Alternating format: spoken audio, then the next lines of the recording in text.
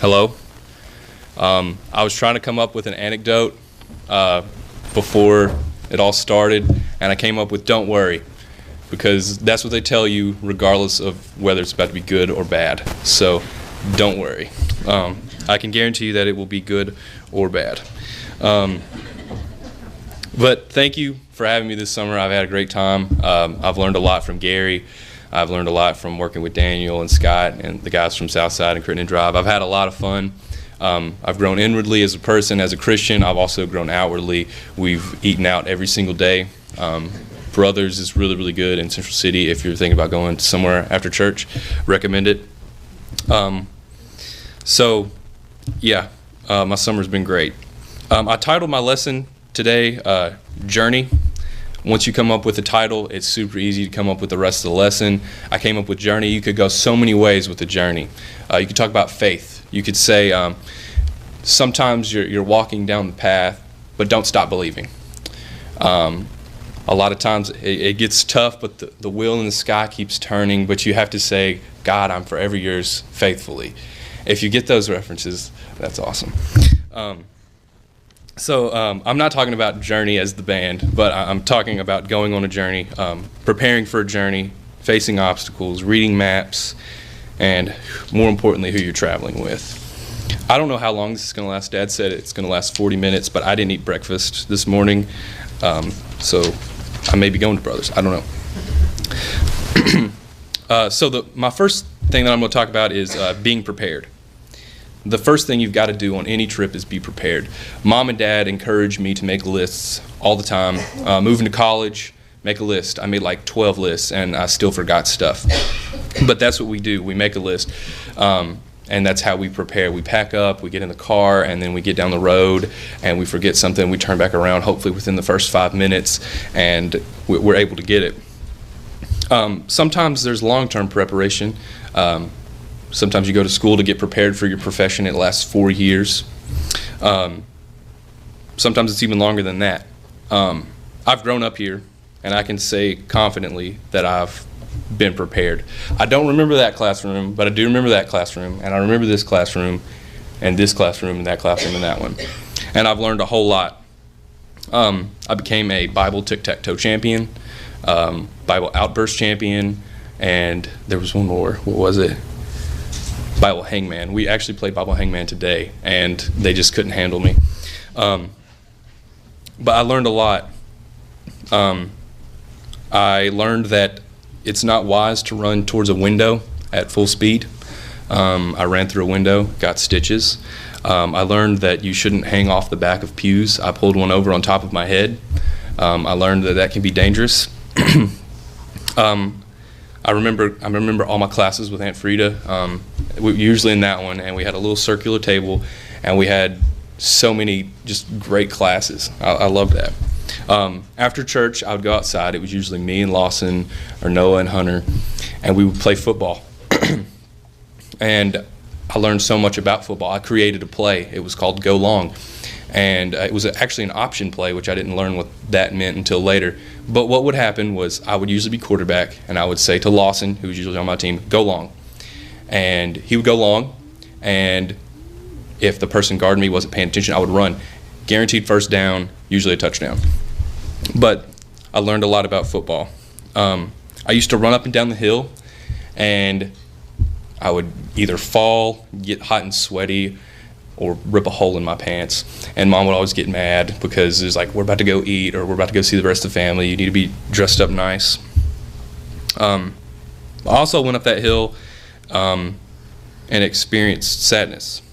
In 2007, we buried Granddaddy, and then in 2015, we buried Jonelle.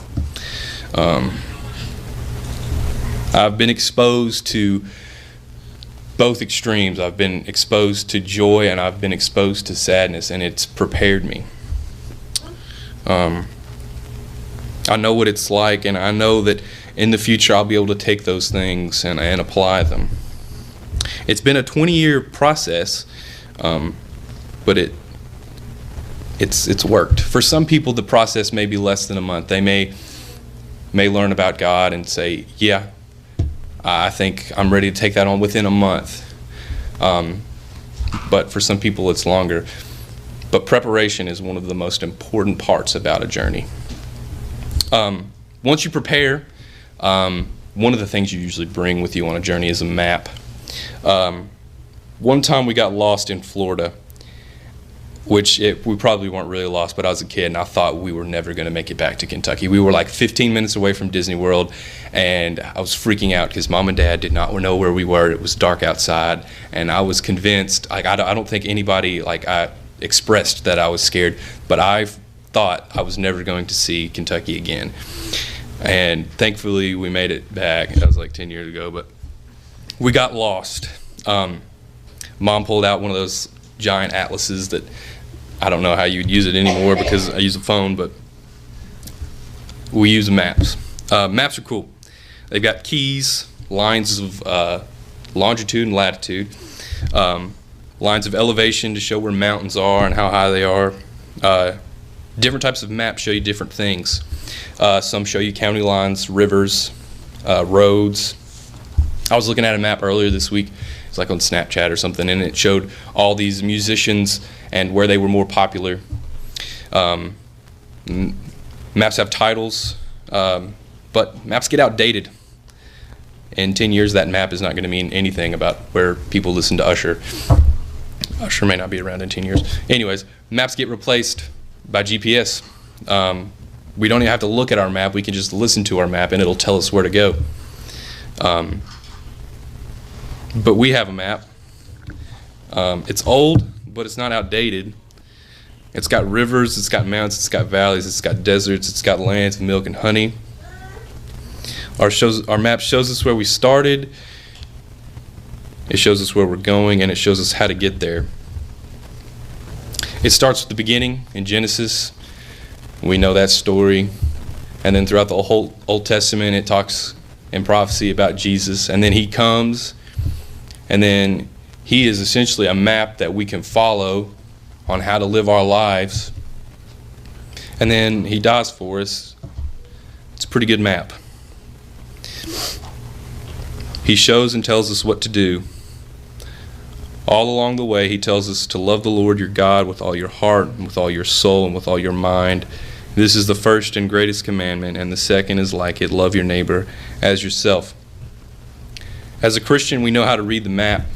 It's pretty easy for us to read the map, but sometimes people can't read it. Sometimes they may have never heard of the map. Sometimes it may need to be translated for them. Some people may have gotten halfway through it and realized, hey, I don't really like this map, and you may need to encourage them to read it. Some people may have read the map and understood it, but they still got lost after a while, and you may need to reintroduce them to the map. If you're the person that needs to reintroduce them, I hope you do. This summer I had the opportunity to work with youth at Crittenden Drive, and talking to kids about Jesus is one of the most fulfilling things you can do. Getting them to realize that Christ is what they need is pretty awesome. But wait, there's more. This brings me to my next point, which are obstacles. As a child, I loved doing obstacle courses. I still do obstacle courses.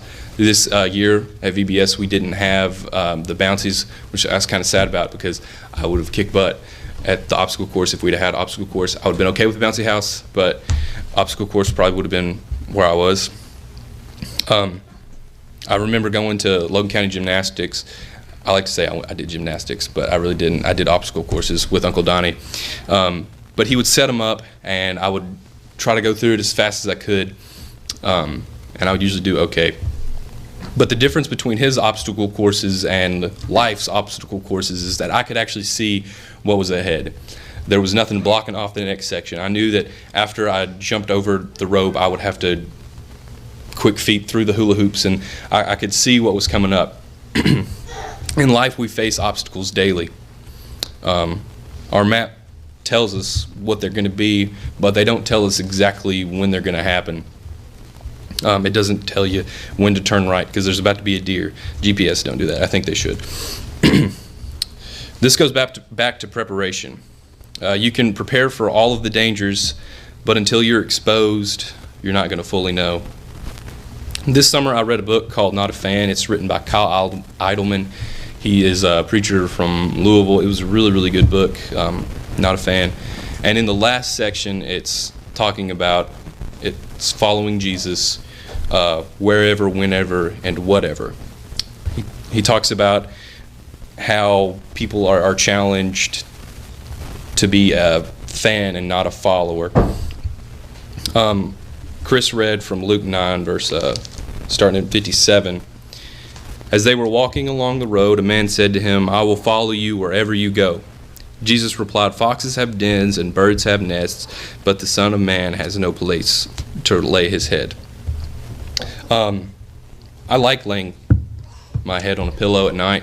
Sometimes I have like 6 pillows. Maybe not every weekend, but I would like to come home. I mean, it's nice to have a place to come home to. But Jesus says, as a Christian, we don't have a place. He said to another man, "Follow me." But he replied, "First let me go and bury my father."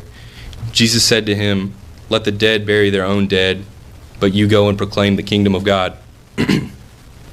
His dad probably wasn't dead. He was probably a little while before his dad was going to die. But that just shows you how serious Jesus is about you following him. He didn't have time for you to wait. It was then and there. Still another said, "I will follow you, Lord, but first let me go back and say goodbye to my family." Jesus replied, "No one who puts a hand to the plow and looks back is fit for service in the kingdom of God." Let me go back. I've kind of started this journey, but let me go back and say goodbye. We can't do that. We can't look back and look back to our old life and kind of wave by. We just kind of got to keep trucking. These people had obstacles they were faced with. It doesn't say whether they followed, but I don't think they did. But they didn't. A lot of times we face obstacles and they're very difficult to overcome. But that comes to my next point, travel companions. Before I get to that, remember that we are all travel companions. We're on this journey together, and we can gather together and encourage each other. Let's see, here we go. Raise your hand if you know who William Clark is. Nobody? Nobody knows who William Clark is? If I were to say Lewis and Clark, you would probably realize who William Clark is. He's one of the guys that traveled across America in 1804 through 1806. If I were to say Bill S. Preston, would you know who I was talking about? No? Okay. What if I were to say Bill and Ted? Would you know who I'm talking about? Yeah. So there's these guys have a travel companion. For those of you who don't know Bill and Ted, they went on an awesome adventure, or an excellent adventure. They're these people that have a travel companion, per se. Hall & Oates, Bonnie and Clyde, Batman and Robin, Grandma and Grandpa. You don't see one without the other. So keeping in theme with the journey, these people are travel companions. A lot of times it's your best friend. Sometimes it's not. Sometimes you get paired up with that annoying kid in class. But you remember with all the preparation you had at Bible class that you're supposed to be patient and show love regardless of who they are. And you're just, it's okay. You got to remember that. Vacation 2007. We went from Kentucky to California in 2 weeks. There were 16 of us. We had a 15-passenger van, and we did have another van, but still didn't help much. My travel companions were JR.